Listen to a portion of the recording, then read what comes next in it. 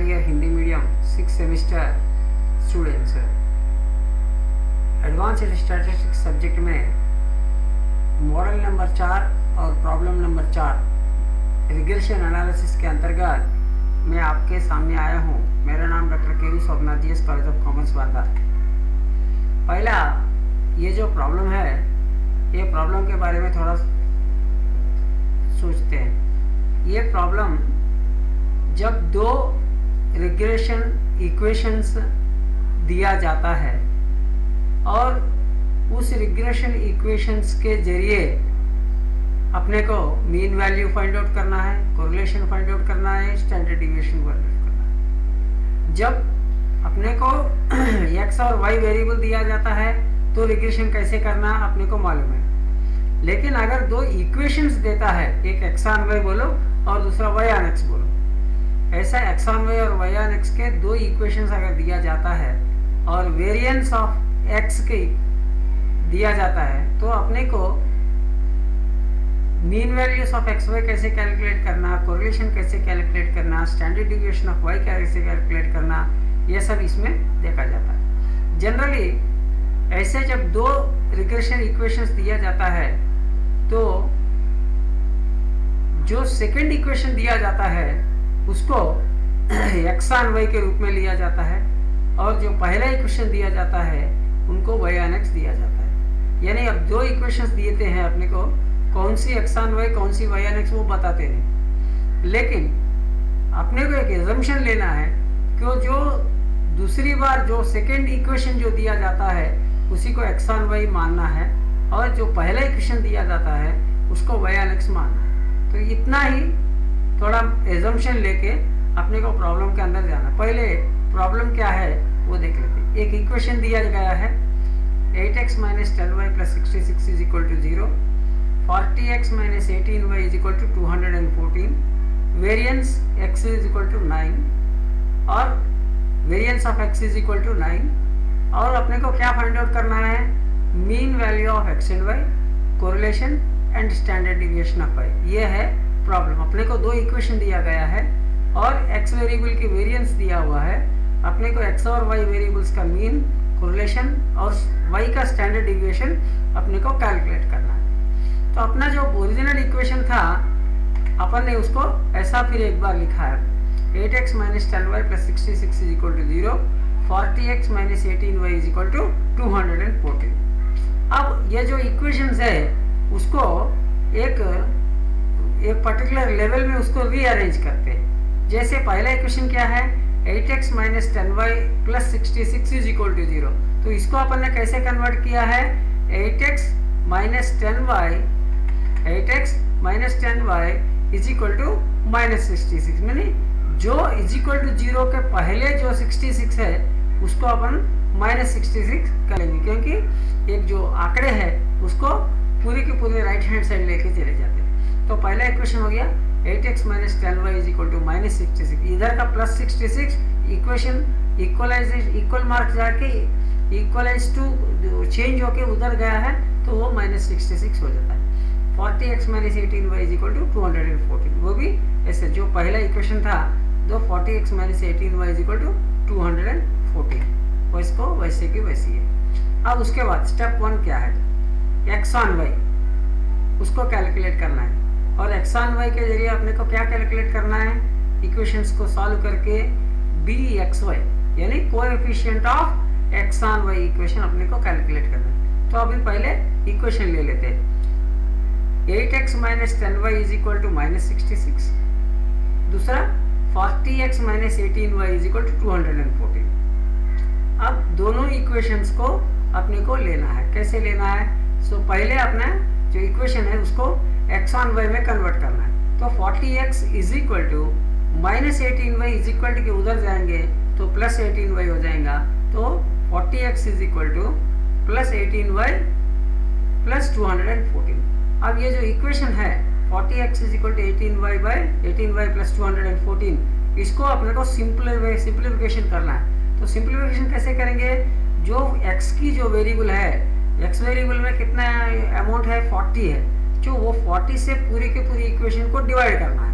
तो 40x / 40 = 18y/40 plus 214/40। तो calculation किया तो 40 का 40 चले गया, अब वहाँ पे x 1 रहा है। x is equal to 18y/40 का वैल्यू कितना आया 0.45y है। उसके बाद 214/40 का वैल्यू कितना आया प्लस 5.35 है।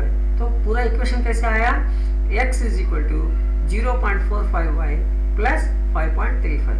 अब इसका मीनिंग क्या है, x इज इक्वल टू 0.45, ये तो कंफर्म हो गया।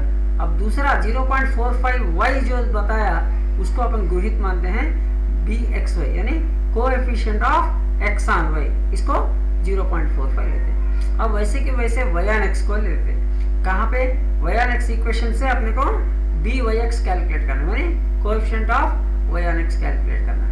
तो ओरिजिनल इक्वेशन क्या है, 8x minus 10y is equal to minus 66। अब इसको थोड़ा चेंज कर लेते हैं, ठीक है। जो माइनस 18y है, जो माइनस 18y है उसको इधर लेके आ देते हैं। तो minus 18y is equal to 40x plus minus 66। तो इसको ऐसे ले लेते हैं, ठीक है। तो उसको कैलकुलेट करेंगे तो अपने को साइन विल चेंज, कैसे आया 10y is equal to 8x plus 66। So अभी 10y माने 10 कॉमन फर्स्ट वैल्यू है, जो 10 से अपने को पूरा इक्वेशन को डिवाइड करना है। 10y/10 is equal to 8x/10 plus 66/10, यानी अपना इक्वेशन कैसा आ गया, 10 का 10 कैंसिल हो गया, y is equal to 0.8x plus 6.6। यहाँ y का वैल्यू कितना है 0.8 है, और जो yx का वैल्यू कितना है 0.8x ना, तो ऑटोमेटिकली वो coefficient of y on x हो गया। जो coefficient of y on x को क्या बोलते हैं, byx बोलते हैं।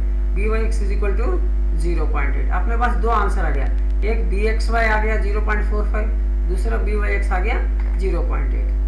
अब नेक्स्ट वन स्टेप 2 क्या करना है, अपने को कोरिलेशन कैलकुलेट करना। कोरिलेशन कैलकुलेट करने के लिए फॉर्मूला क्या है, r is equal to standard deviation of byx into bxy into byx। तो bxy कितना आया 0.45, byx कितना आया 0.8। इसके पहले स्टेप में अपन ले लिए थे। तो r is equal to square root of 0.45 into 0.8, r is equal to 0.36, square root of 0.36, यानी r का वैल्यू कितना आया 0.6। अब तीसरी स्टेप क्या है, calculation of the mean values of y variable. तो y वेरिएबल का मीन वैल्यू कैसे कैलकुलेट करेंगे, एक ना एक इक्वेशन को ले लेते हैं। तो पहला इक्वेशन ले लेते हैं 8x minus 10y is equal to minus 66, और दूसरा क्या है 40x minus 18y is equal to 214। अब इसको साइन चेंज करके सोल्यूशन करना है। तो ऊपर का 8x को अपन इक्वलाइज कर लेंगे, तो multiply the first equation with 5। तो 5 इंटू 8 40x हो गया, 10 इंटू y का 50 हो गया, और माइनस 66 को 300 हो गया। तो ऑटोमेटिकली ये 300 हो गया। तो इसको माइनस की साइन चेंज कर लेंगे। तो पहला जो इक्वेशन में है 40x प्लस है, दूसरा माइनस 40x है, दोनों ही कैंसिल हो गया। अब पहला जो इक्वेशन में माइनस 50y है, और दूसरे में क्या है प्लस वैल्यू है ना, उसको माइनस हो जाएंगे, तो प्लस 18y। तो माइनस 18y प्लस 18y, हमने minus 32y is equal to minus 544। अब calculation of y is equal to minus 544 by minus 32। So y is equal to 17। तो y मीन ऑफ y कितना है 17 आ गया। अब next one, value of y putting in equation number 1। पहला equation क्या है 8x minus 10y is equal to minus 66। तो जहाँ y है वहाँ पे 17 डालेंगे। 8x minus 10 into 17 is equal to minus 66। 8x minus 170 is equal to minus 66. 8x is equal to minus 66 plus 170. Therefore 8x is equal to 104. x is equal to 104 by 8. यानी x का value कितना 13, और x variable का mean कितना है 13 हो गया है। अब नेक्स्ट स्टेप 4। स्टेप 4 में क्या है, calculation of standard deviation of y। तो bxy is equal to r into standard deviation of y by standard deviation of x by standard deviation of y. So standard deviation of x is equal to square root of variance of x. So standard deviation of x is equal to square root of 9 is equal to 3. Putting value in formula 0.45 into 0.36 into 3 by standard deviation of y. So standard deviation of y into 45 0.45 is equal to 1.8 by standard deviation of y. So standard deviation of y into 0.45 is equal to 1.8. Standard deviation of y is equal to 1.8 by 0.45. Therefore standard deviation of y is equal to 4. So this is all about how to solve the problem when there are two equations are given and we have to find out the means, we have to find out the correlation, and we have to find out the standard deviation of either x variable or the y variable. With these words, I thank you all for a patient listening. Thank you very much. I hope you could have understood it well.